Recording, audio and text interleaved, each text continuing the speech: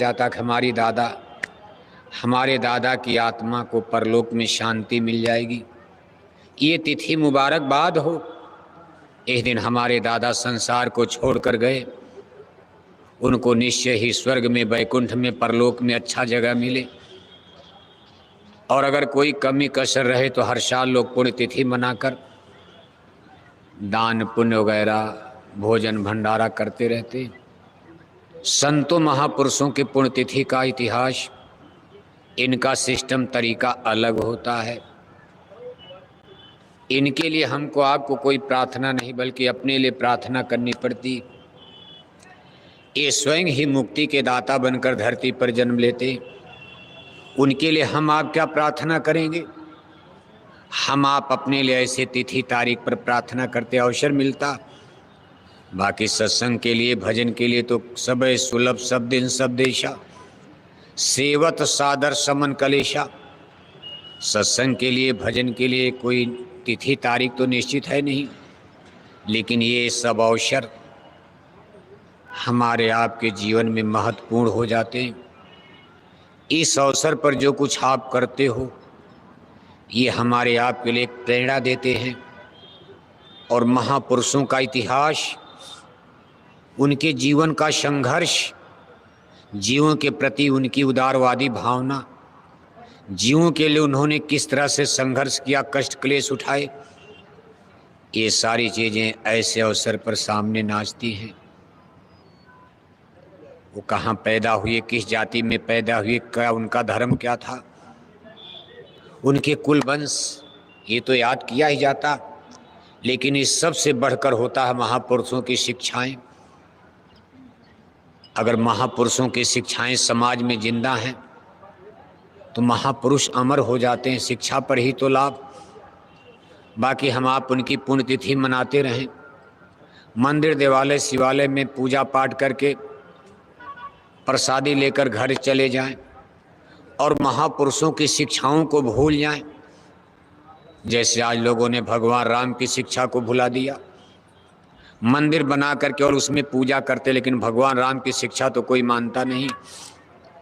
भगवान कृष्ण की शिक्षाओं को लोगों ने भुला दिया। जन्माष्टमी मनाते कि इस दिन भगवान श्री कृष्ण ने अवतार लिया, जन्म लिया, लेकिन उनकी जो शिक्षा है श्रीमद् भागवत गीता में, उसको आज हिंदू लोग सपोर्ट करने के लिए तैयार नहीं है।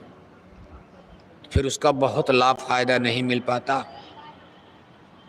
खैर, अभी अच्छा है कि परम पूज्य स्वामी जी महाराज की शिक्षाएं हमारे आपके बीच में जिंदा हैं। ये नहीं कि हम लोग केवल मंदिर देवालय शिवालय की पूजा में लग गए। खतरा इसी बात का होता, जैसे सत्संग बंद हो जाए, लोग कहेंगे चलो बस मंदिर में पूजा करो, प्रसाद लेकर सीधे घर चलो, हो गया काम, तो महापुरुषों की शिक्षाएं खत्म हो जाएंगी। अगर ये सत्संग खत्म हो गया और लोग जैसे अयोध्या जाते हैं, काशी जाते हैं, काशी में भगवान विश्वनाथ के मंदिर में, अयोध्या में भगवान श्री राम के मंदिर में जो अभी ताज़ा ताज़ा बना, उसके पहले भी था, लोग वहाँ सरजू मैया में नहाते हैं, गंगा में नहाते हैं, मंदिर में जाकर प्रसाद चढ़ाते हैं, फिर प्रसाद लेकर घर चले जाते हैं। सत्संग वहाँ नहीं है। इसलिए भगवान राम की शिक्षा, भगवान शंकर की शिक्षा, भगवान कृष्ण की शिक्षाओं को हिंदू धर्म ने भुला दिया। इसीलिए हिंदू धर्म का पतन हो रहा, पतित होता जा रहा। अगर यही स्थिति यहाँ भी मान लो बन जाए कि हम लोग सत्संग वत्संग करना बंद कर दें और इस पुण्यतिथि पर लोग आएं, मंदिर में पूजा करें, चढ़ावा चढ़ा दें और मंदिर से प्रसादी लेकर अपने घर चले जाएं और कह दें भाई मंदिर के देवता ने एक मनोकामना हमने मनौती मान दिया, तो समझ लो गुरु महाराज की शिक्षाएं खत्म हो जाएंगी। फिर उसी तरह से जैसे सब धर्म में बिगाड़ आ गया, अपने जय गुरुदेव मिशन में भी बिगाड़ आ जाएगा।